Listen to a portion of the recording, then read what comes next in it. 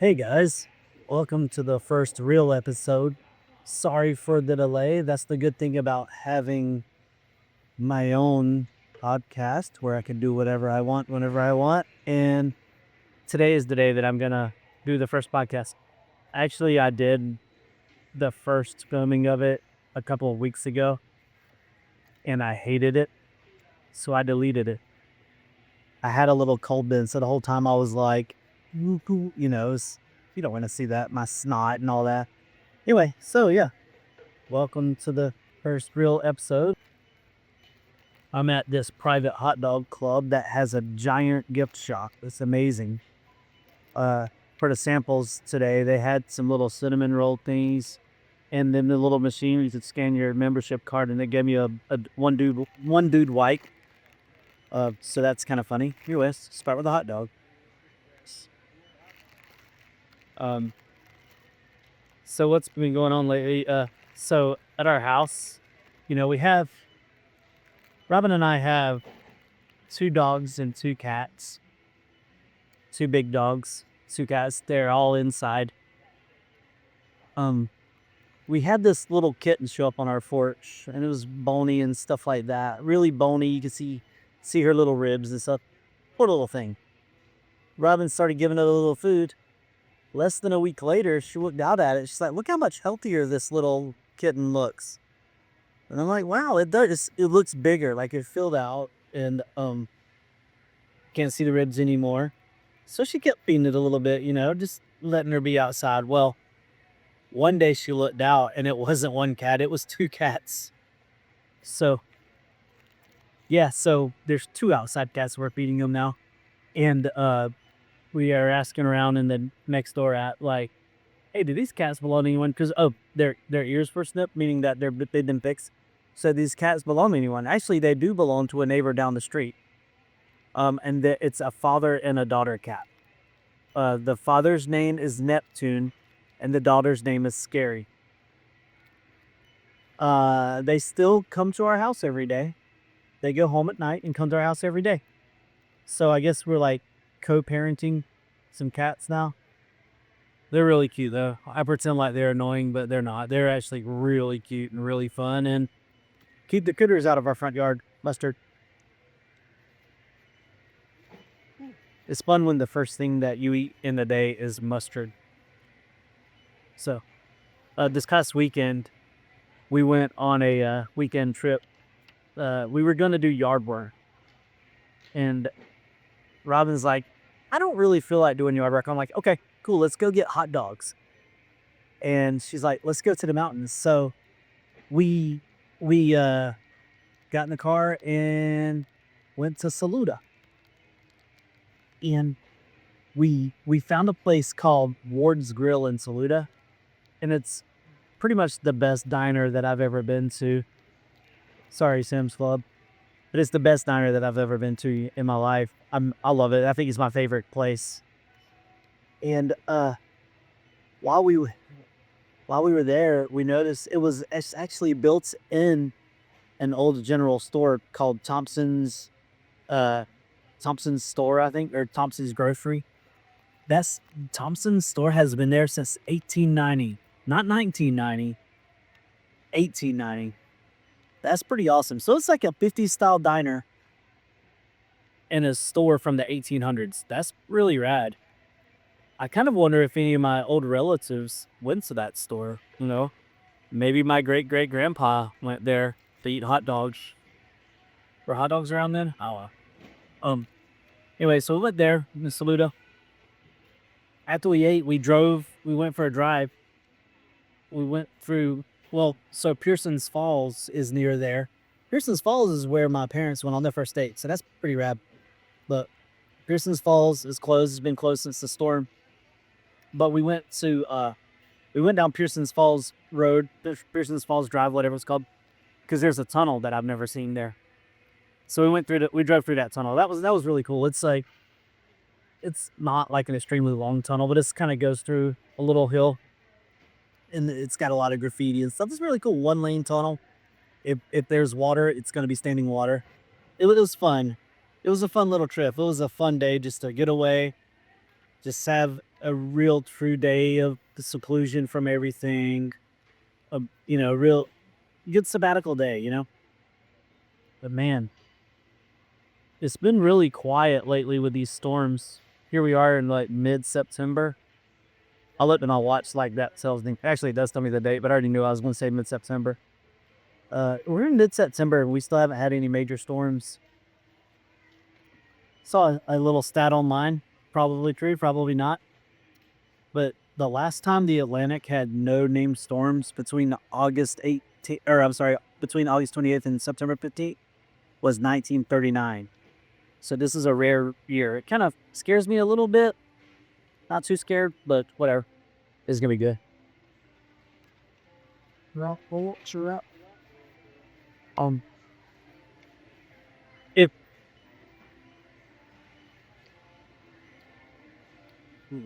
soon, a lot of people, a lot of people seem to worry about storms a lot. I'm not trying to do this whole. Excuse me. Are you okay? You good? We just think like that. Your way you got to hot dog. Oh, dude, it's so good, man. Nah, I tell you, you want some from the other side? You have some from the other side if you want. Wow, it's no good. All right, have a good one. But yeah, a lot of people are worried about the storms, and I'm not trying to do this whole like I'm from Florida, I'm not scared of storms thing because I've seen some scary stuff with those storms, and I've even seen some scary stuff here in Spartanburg last year. But yo, Spartanburg gets really excited about anything, whether any natural disaster that may happen ever. A lot of the local weather people bank on that big time. I'll be honest with you, just don't listen to the local weather when it comes to that. A good person to follow on Facebook is Dennis Phillips in Florida, especially when it comes to these hurricanes. He'll tell you when it's time to panic, and he'll definitely tell you when it's time to not panic, and it's usually time to not freak out. Yeah, Dennis Phillips is good people when it comes to storms, man. Love the dude. And he also likes Dr. Pepper as much as I do. He drinks Diet Dr. Pepper, but I don't judge him for it. Last week, or maybe 2 weeks ago, Rob and I saw a freaking awesome movie. I loved it. It was called Sketch. It's kind of a fantasy sci-fi horror movie. I'll be honest, I first heard of it because found out that Steve Taylor was the producer of it. If you don't know who Steve Taylor is, then he was a producer, songwriter, musician, everything for like the early 90s Christian alternative music thing. You've heard of Sixpence None the Richer because of him. A lot of other bands you've heard of because of him. Anyway, he's the producer for this movie, which got my attention. But man, it was really good. I watched the trailer for it, and I'm like, Robin, we got to see this. It's about a family that experienced loss. They went through grief and all this, and the little girl, she was a little troubled by they lost their mom. Little girl was really troubled by it, and so she started like drawing pictures to like cope. Drawing is a great coping mechanism, but she was drawing like all these like really scary and dangerous monsters. My favorite was the eider, which is a spider that's really just an eye with legs. But she would draw the eiders and all these other monsters, and one day somehow that her little sketchbook fell in a pond, a magic pond, and surprise, all the monsters came to life, went to destroy the town. Really crazy. It was like really good, like fantasy, sci-fi, horror, kind of all mixed in one, but also like with some good things, like where like help dealt with some subjects like grief and loss, dealt with emotions, and it also just talked about the power of creativity. Siva.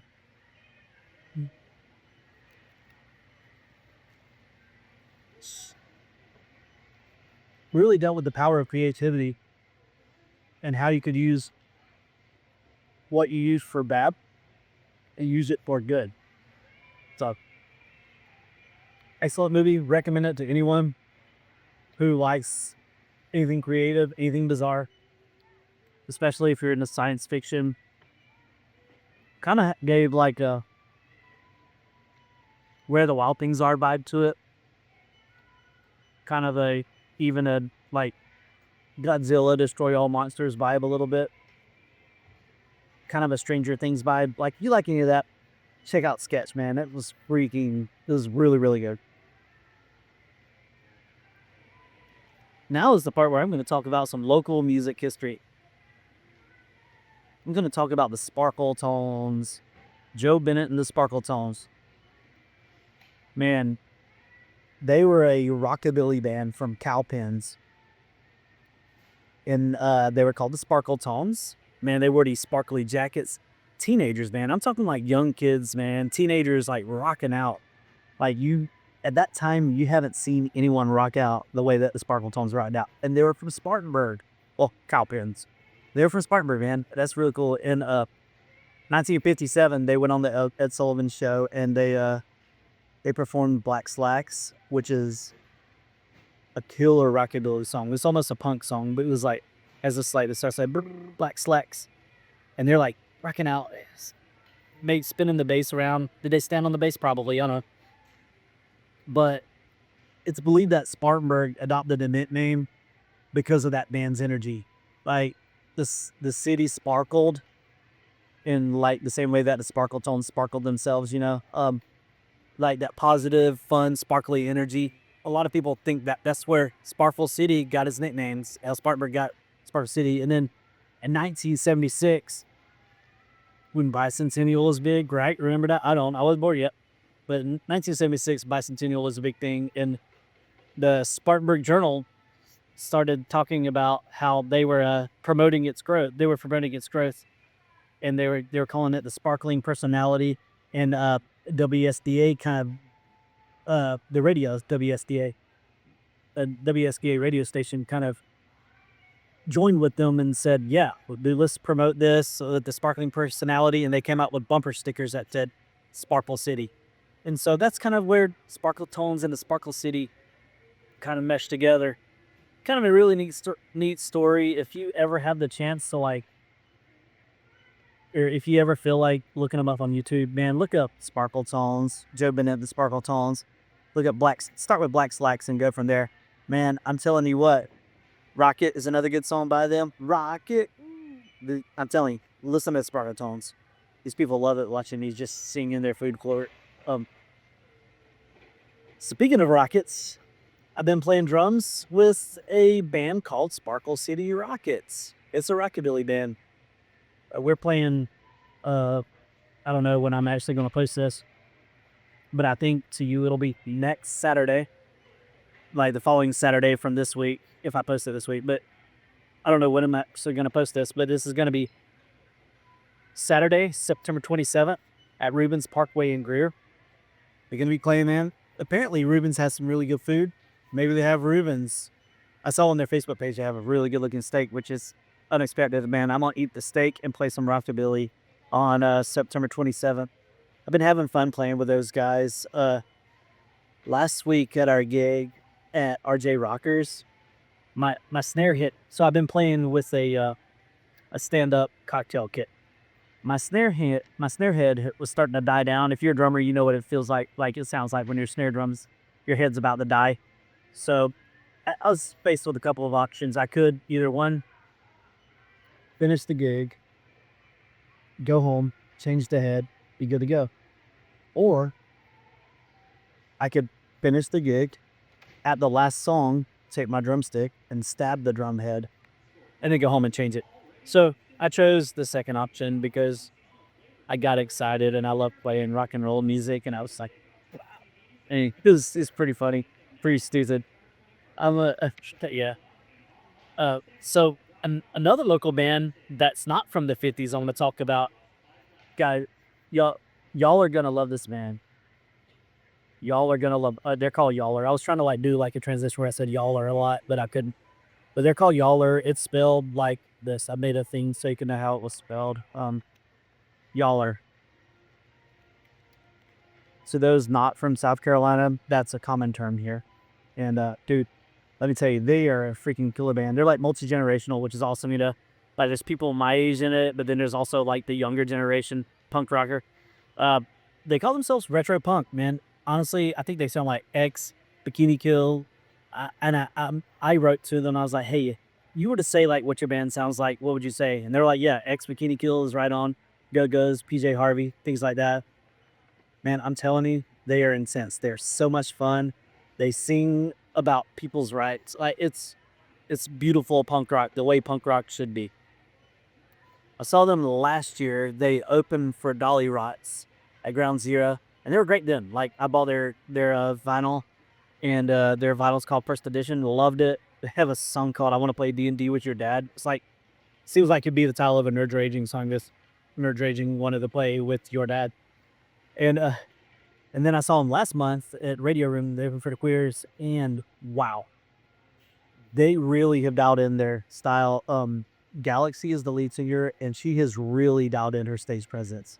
Like when she's on stage, when she's singing, she owns the room. Like not a single person in the room was not paying attention to what they were doing. They had everyone's attention. Everybody's like, "Whoa, these guys are killing it." Galaxy, like, okay, so the lead singer Galaxy, for my Florida people, I think if you like mix like Tara from The Curse with like Cassandra Bradshaw and built a person from that and put her in North Carolina, that is who Galaxy is. They're great. So please check out Yaller. They're great. And once again, spelled like Yaller. Speaking of multi-generational bands, let's talk about Black Flag for a minute.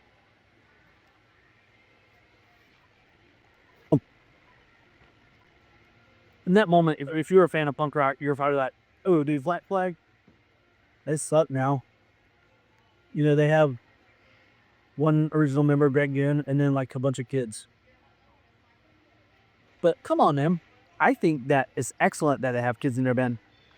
I bet you, go back in time, ask Chuck, ask Dez, yo, when you guys are still a band or do like a new version of Black Flag, a new branding of Black Flag, 45 years from now, who do you want to be in a band? Do you want it to be a bunch of old people, or do you want it to be people your age doing it again for the new generation? I bet if you asked them then, I bet they'd be like, old people? No, let's have the young people do it because young people are the ones with the guts to say what they want to say. So yeah, that's my opinion on the new Black Flag thing. Does it sound the greatest? Hey, dude, I've seen some old Black Flag live videos from the past, and yeah, I think they sound comparable to then. They have their own little flavor to it, and that's great, man. I'm looking forward to maybe seeing them. That version of Black Flag came through the Southeast at some point, and I missed it, but whatever. I think it's just weird that people want to like have something to be so against when we're together on things. There's so much that we have in common, and people just want to be against it. Right? Black Flag, you suck, but now let's like get out of music and just get the real life. It's funny because when I was going to talk about this part before, the thing that happened last week with shooting hasn't happened yet, but it's still applied because this will always apply. But man, this division's got to stop, man. Don't let billionaires who don't care about you determine who you are for and who you're against. Talk to your neighbor, talk to your acquaintances, talk to your people at work. I guarantee you have a lot more common than you think. Now, Christians, I'm talking to you. Dude, we got to show the fruits of the Spirit, man. In Galatians, there's the fruits of the Spirit. There's love, joy, peace, kindness, goodness, faithfulness, gentleness, self-control. When these things happen, is that what you're showing? Which fruit of the Spirit are you showing? Don't think that, well, this time around, I don't have to, because this time it's really important. This is dude, multiple times per generation. I've seen it a few times in my life. Everybody always thinks that this is the time that it's okay to not show those things, to not love. It's never the time. When these things are written in Scripture, they're not written in there for us to do it when it's easy. They're written in there to let us know to do it when it's not easier. And 1 Corinthians 13, it talks about there's three things reign: faith, hope, and love. The greatest of these is love. You read a little bit back in there, and it explains what love is, because a lot of people think, well, the truth and love, I'm going to be a complete somebody, and that's love, because it's love, and that's what it's supposed to be. Look, here's what love is. Defined in the same chapter. It's patient, it's kind. It's not jealous. It's not boastful. It's not proud. It's not rude. Does not demand its own way. Is not irritable. Keeps no record of wrongs. It does not rejoice in justice. It does rejoice truth. It always protects, always trusts, always hopes, always endures. My encouragement to you is this. Apply those to yourself. Even if you're not a believer, apply it. And believers, you better apply it. It's your responsibility to do so. And you know what? Non-believers are watching this right now. If they haven't heard that, they've heard it now, and they're going to hold you accountable. So hey, everybody, have a good day. Love each other. Love each other the way that it's intended to love. Be patient with each other. Be kind. All right? Love you guys. Have a good day. I'm going to finish this hot dog. And y'all have a good one. Next week, we'll hear from Brandon, one of my best buddies from Florida. Just recently, he came back from a tour with the Murder Junkies. Punk rock's most dangerous band. Yes, G.D. Allen's Murder Junkies. He toured with them. He was their bus driver. He was their tour manager. He's always got some great stories, so we'll be hearing from him next week.